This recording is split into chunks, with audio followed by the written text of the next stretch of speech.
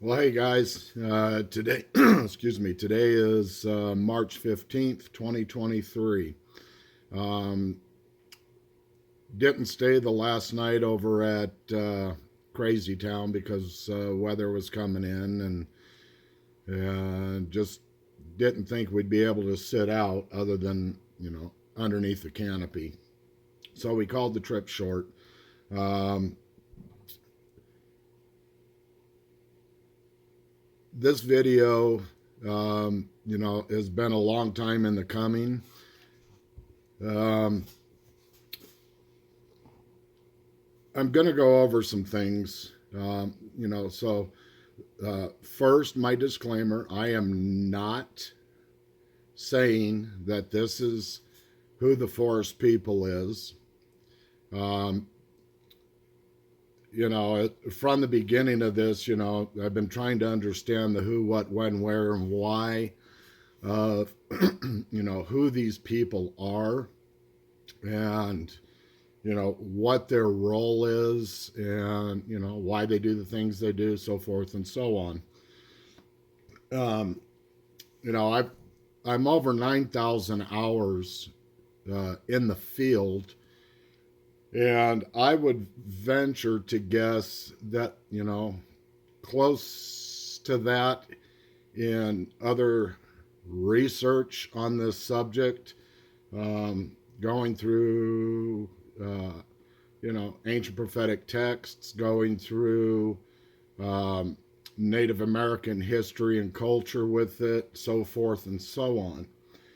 And this is, this is kind of where my where my theory um, is at this moment, and I've stated before that theory is just a very expensive word for a guess, and so whether we want to call this a theory or not, um, you know, leave it up to everybody else.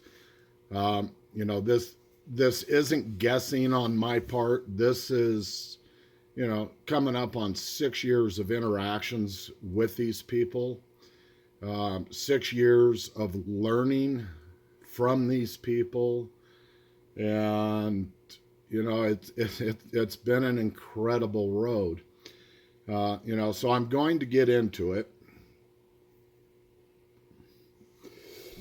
Um, First off, you need to go back. So many people are, oh, these are demons, and they're Nephilim.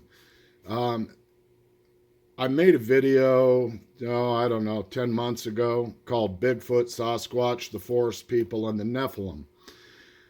If you have not seen that video, I would say pause this right now, go back to my archives and watch that. This is, where my research has led me.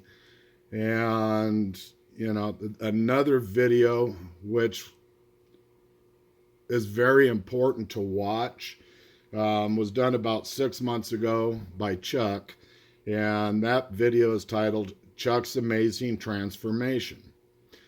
I highly suggest and recommend that if you have not seen those videos, go back into my archives and watch. Another one that you need to watch is one titled Gan, Gone, and Gin. I go into a little bit of detail on the hierarchy with them. This is something that took five years to learn, a little over 5 years. Because they're in no hurry um, to give information, and it trickles in, and they do what they do when they do it. So if they're not demons, they're not the Nephilim, then who are they? Well, I was given, not personally, but I obtained some information from we'll just say somebody who is in the know with elevated position. It's the best way. That's what I'm going to leave it at.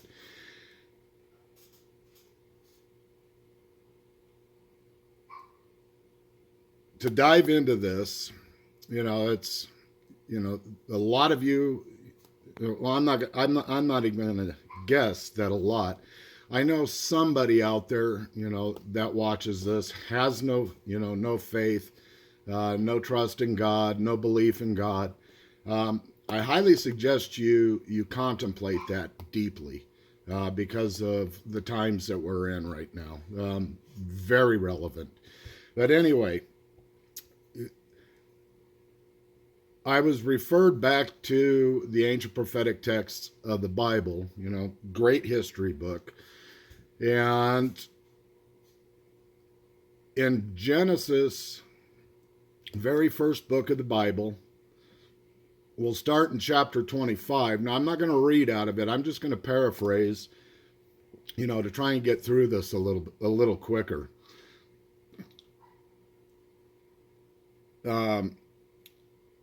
Isaac, the son of Abraham, married Rebekah when he was 40 years old. Now, the texts say that Rebekah was barren, meaning she wasn't able to have children. And it wasn't until recent times, just probably within the last 50 years, that they were able to determine that, it's not always the woman's fault that she can't conceive. Yeah, because the man's seed is dead or ineffective. So in the scripture it says that Rebekah was barren, and so Isaac went to the Lord, because he wanted children. And so the Lord replied to him, okay. And once again, I'm just paraphrasing this. So you can go into Genesis chapter 25, starting at verse 19. That's where it talks about Rebekah giving birth to Esau and Jacob. So the Lord said, all right, you're going to have children. And so Rebekah got pregnant, and there was a lot of turmoil in her belly. And so she went to the Lord and asked what this is about. And the Lord told her, in your belly are two nations that you will give birth to, two types of people. And so then the time comes for the delivery, and lo and behold, yes, she had twins. The firstborn, and understanding, the titles that come with the firstborn, birthrights and blessings and all that. But anyway, so Esau was the firstborn, and when he was born, he was red and hairy. His whole body was covered with hair. And then Jacob came out holding on to the heel of Esau. Esau was normal.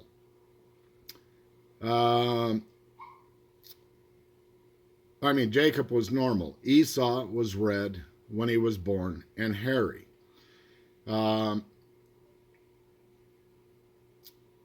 As they grew and became adults, Esau was a man of the field. He was a cunning hunter. And Jacob was normal and dwelt in the tents. And I'd read this many times before, and it just kind of went over the top of me. It's like, okay, so he was red and hairy. This is before I was even in this subject, and so it starts to get a little interesting. Well, we move on a little bit more, and Esau sells his birthright to Jacob for a bowl of lentil stew. He was starving, And the only way that Jacob would give him any food was if he promised to sell his birthright. Otherwise, Esau was going to die right there on the spot. That's what he was worried about. So Esau promised him that, you now have my birthright, so you have the right of the firstborn. Um, so we're going to move forward a little bit. And Isaac, their father, son of Abraham, is up in years. He's ready to die. He's blind.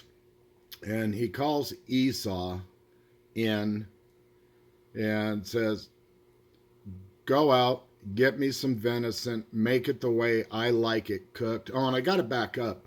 It said that Esau was loved by his father because he liked the venison, and Rebekah loved Jacob. So, it kind of tells us that, Esau was kind of a wild, hairy person. And, just from that text, and then when we get into 27, it shows that Rebekah, the mother, didn't like Esau, so why would a mother prefer one child over another in that degree? Stating that she didn't even like Esau, that she loved Jacob. So we're building a little bit of a picture here, so bear with me. So moving forward, we get into chapter 27, and and Isaac calls him in and says, go get the venison and cook it the way I like it. And when you come back and I eat, I will give you your blessing. So Esau leaves to do this. Rebekah overheard it, and she wants Jacob to have the blessing and not Esau. And if you remember, Esau sold his birthright to Jacob for a bowl of soup. So when Esau leaves to go out hunting to get a deer, Rebekah has Jacob go in and fool Isaac. And how did they do this? Had Jacob go out and get some meat, and Rebekah cooked it up to taste like the venison. Had Jacob go get some of Esau's, and I'm going to paraphrase, dirty, nasty, foul-smelling clothes to put on, so that Isaac, being blind, because he's an old guy, he can't see anymore, and he's on his deathbed, so Isaac will be able to smell that foul smell. And he says, well, what about, he'll touch me and he'll know that I'm Jacob, not Isaac. And so they wrapped animal skins on his arms and around his neck, so that when Isaac reached out to feel him, you'd feel how hairy he was, and he would smell. And so when this happened, Isaac was a little confused, because he says, you sound like Jacob, but you feel and smell like Esau. And so Jacob convinced him that he was Esau and gave him the blessing. And then Esau comes back with the venison, and Isaac's like, what is this? I just gave you your blessing, and I just ate your food. Well, Esau got really mad, and he wanted to kill Jacob. But, why don't I get a blessing? Where's my blessing? And so this real deep anger came into play, and he was sent off to go live with his uncle, I think, if I remember the line correctly. And he ended up marrying 2 women, and not much is said after that. Okay, so that's the rough of the story.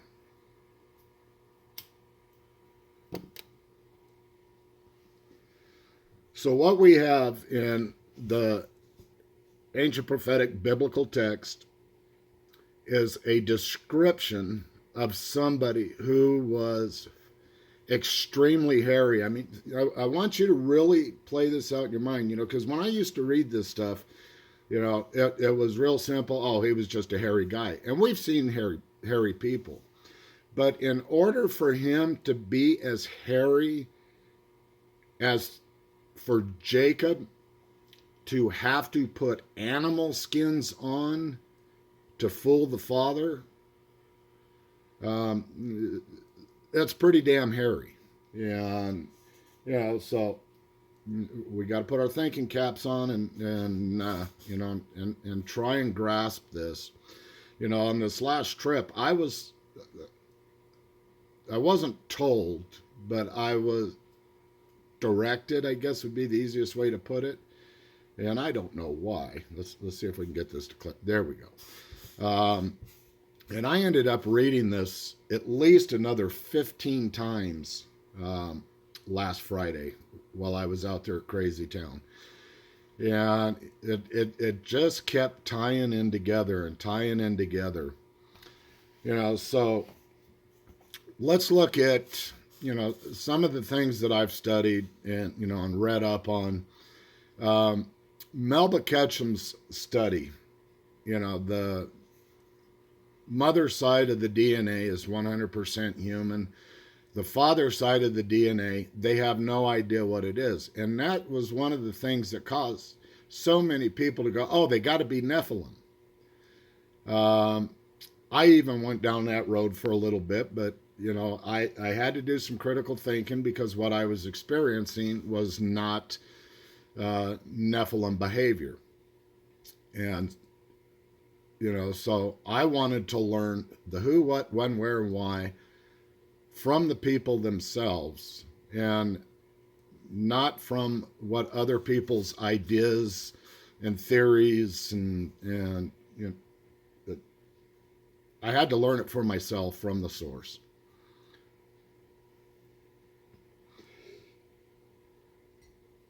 When on this last trip I asked if they are descendants of Esau, for the second time I got, you're on the right path. The first time I got that when I was wondering if they were the new watchers, like talked about in the book of Daniel with King Nebuchadnezzar.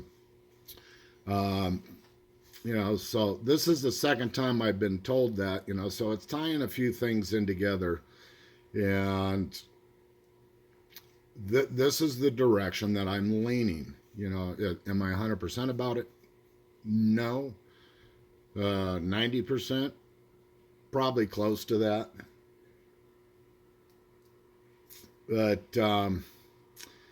so with Melba Ketchum's DNA study, the one thing that we don't know, but we've seen happen before in the prophetic texts, is the fallen angels came down and mated with the women of the earth. Sarah, Abraham's wife, was barren. God said, you're gonna have children. And at a ripe old age of I want to say she was in her 90s when she became pregnant the first time. How did that happen? Well, the God of the universe, the one who created all things, I think he has the ability to make somebody conceive a child. Is he sending an angel down to do it? We don't know that. It's just speculative. But he made it to where she could have a child. Now, once again,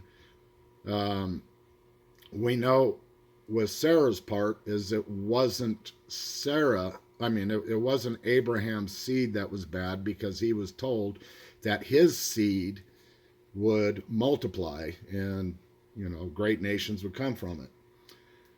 In the case of Rebecca, we don't know, so we're going into speculation here. Um, was there another immaculate conception like with Mary and Jesus? Am I saying this happened? No. Is it possible?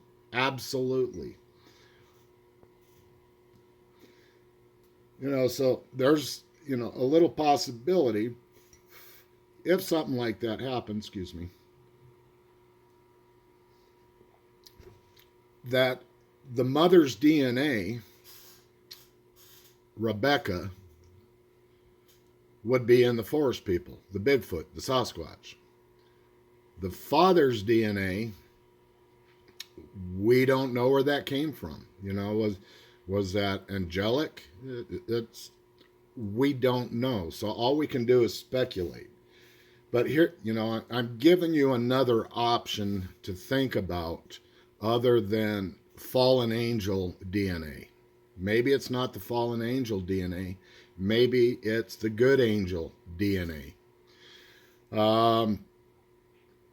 So getting back into Esau, there is no more history of Esau after that. There is one part where it talks about they also called him Adam, which in Hebrew, the Hebrew history, the Sodomites, which were, I believe, a Nephilim tribe, describing that they were hairy. And that's what Esau means in Hebrew, is hairy.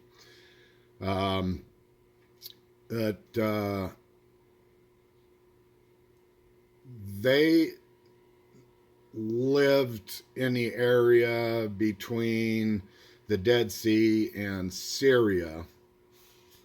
But I'm not going to go deep into that other than to say, for him to say, and that's also why they called him Edom,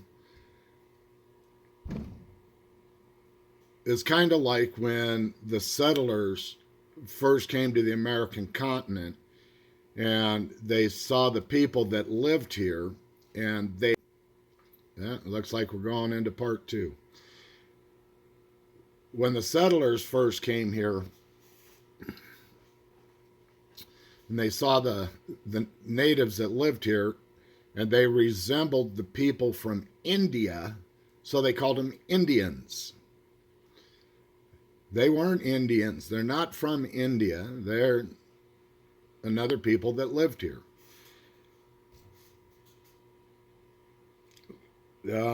So without knowing any more family line of Esau, now we're going into the theory, the speculation that, is it possible that Esau's genetic line, his children and their children and their children, followed the word of God to the T. They became righteous people, but they developed differently than we did, because they loved God, and they were different from us, that they just lived out in the wild, and they developed in a different manner than we did. Because of their spirituality, because of their love for each other, and their lack of trust of us, because of, the oral traditions handed down through their family lines, back to Esau when he had to sell his birthright for a bowl of soup, and then he lost the blessings, so he lost everything that he was supposed to have. And I can see generational anger. I can see generational mistrust. So we tie that in with the forest people. And, they live way out in the middle of nowhere, and they also live close to us. They don't trust us. We have to earn their trust. And it's, what's the word I'm looking for?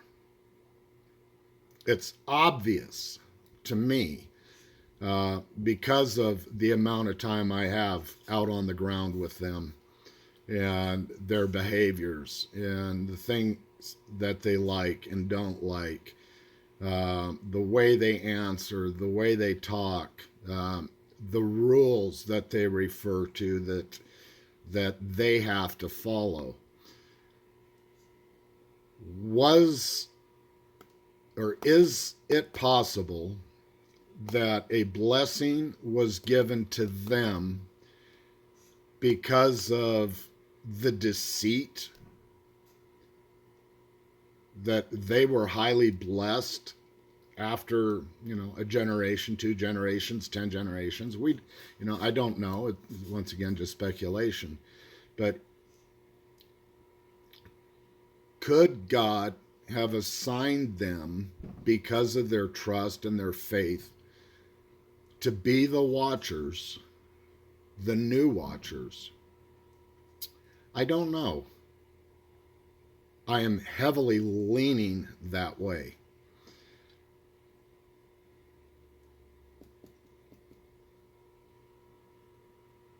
There's just so much of this that is very compelling, so whether you believe in God or not,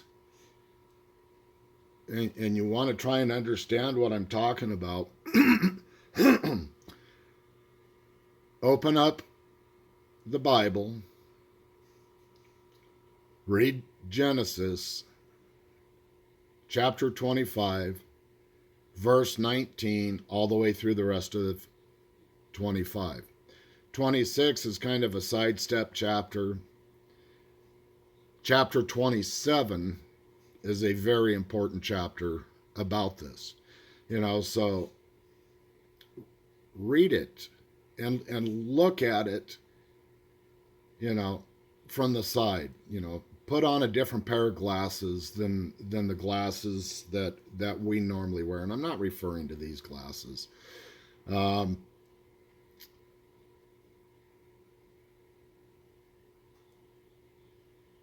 Just look at it from a different angle and contemplate it. And I'm confident you'll see the same thing that I'm seeing. And to see it is one thing, but to be out there and experiencing it is completely different. And when it all starts to mesh together and form a tight bond, and I have them telling me that I am on the right path, I'm taking it from them. I'm not taking it from me. It's like I've said, do not let your paradigm dictate your experiences. Let your experiences dictate your paradigm. And so when all this stuff starts meshing together and one thing tying into another, it gets pretty compelling. Now, once again, I'm going to state that I am not 100% convinced that this is what it is. Unlike many other people out there who are just so convinced that they know what's going on with the subject, they don't. I'm telling you, they don't. We don't. At any given time, something else can happen, and this whole theory can get turned upside down and change. And that's one of the most important things, when you go into something like this, is you have to be able to change with it. You have to be able to say, wait a minute, I was wrong, or maybe I was wrong, and start looking at it from a different perspective, instead of being dogmatic and saying, damn it, I know because I'm me. I don't have time for that. You know, there's a lot of people out there, and you know, uh, that have gotten really popular, and you know, and I'm not going to drop any names. It's an integrity thing for me, and integrity is one of the most important things I have in my life. Um, those of you who don't know what integrity is, it's doing the right thing even when nobody's looking.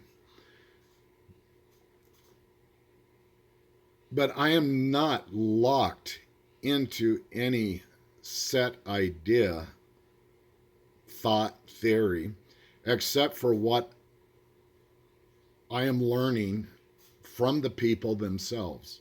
And it's not just me, it's everybody on my team. Um, the direction that this has gone, I would have never expected it in a million years.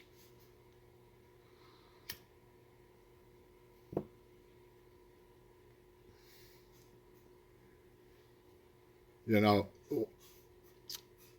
in the New Testament, Jesus tells us that if you have the faith of a mustard seed, you can tell that mountain, move here, and it will obey you. And that's just that much faith. If they are the descendants of Esau, and if they have developed in a faith, absolutely faith based direction, what capabilities could they possibly have? We have to let go of, our traditional Western science that, if you can't see it, it doesn't happen. It's not real, blah, blah, blah. You have to let go of all that. And, you know, you have to be able to look deeper into this because we don't know diddly. We don't know what we don't know, as so many people have said. So, could they have the ability to cloak?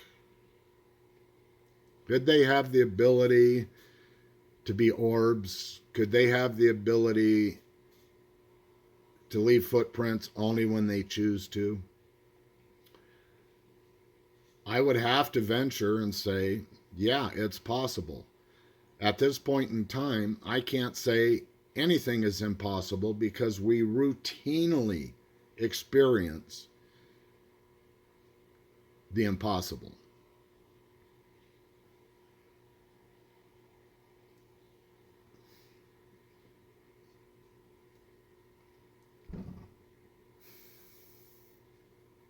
So this is the direction I'm leaning with who the Force people are. Is that they are the descendants of Esau. Gives a pretty damn solid description of them.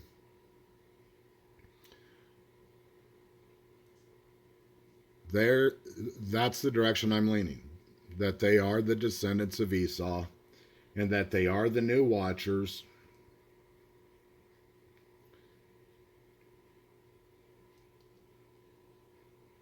And at some time, this will probably all be revealed to us. I know at some point in time, the truth will absolutely come out, whether we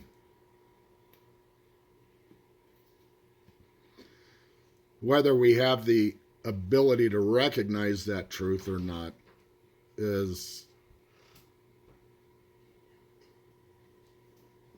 sorry, mama needed the back brace. But whether we have the ability to recognize the truth when we see it, part of that comes from, your worldview, comes from what direction does your moral compass point. We need to think about this because I'm telling you, come June, July, August time frame, there's going to be some information that's going to be released that is going to turn people's thoughts and beliefs upside down. What I'm going to tell you is don't fall for that garb that's getting ready to come out.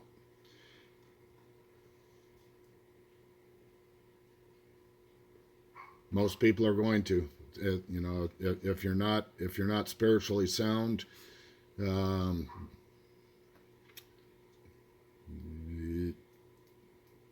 great deception is coming. Yeah, and the information I've been given is somewhere between June, July, August. Uh, it's going to come out. So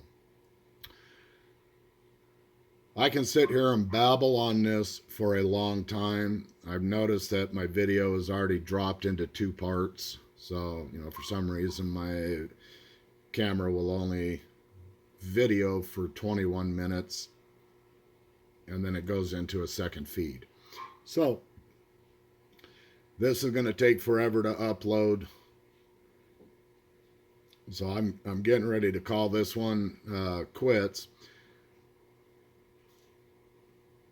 But go back and watch those videos that I mentioned in my archives. Bigfoot, Sasquatch, the Forest People, and the Nephilim. Chuck's Amazing Transformation. Gan, Gone, and Gin.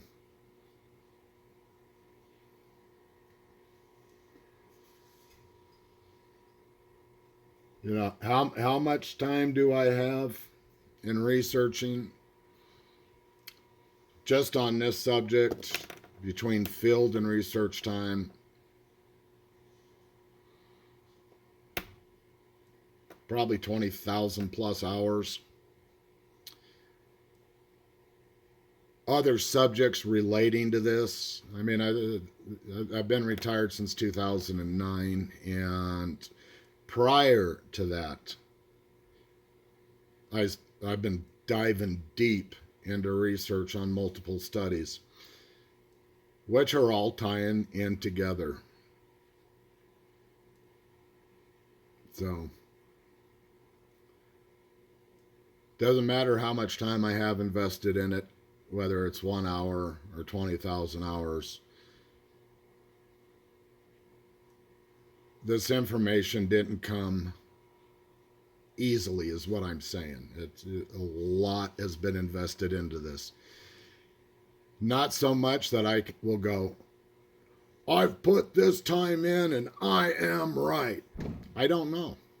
I'm leaning that way heavily, but it can change at any given moment. I am willing to do that. If I'm wrong, then I'll come back out and say that I'm wrong. Just like with the whole Nephilim thing. I thought 5 years ago that they were Nephilim. I was convinced of it. I was wrong. Am I wrong about this? Time will tell. But without further ado, I'm going to call this. So, as always, I love each and every one of you. I thank you for taking your time, to sit and listen to my thoughts, ideas, and all that. Please be good to each other. Time is getting short on a lot of things. Stay safe. Peace out.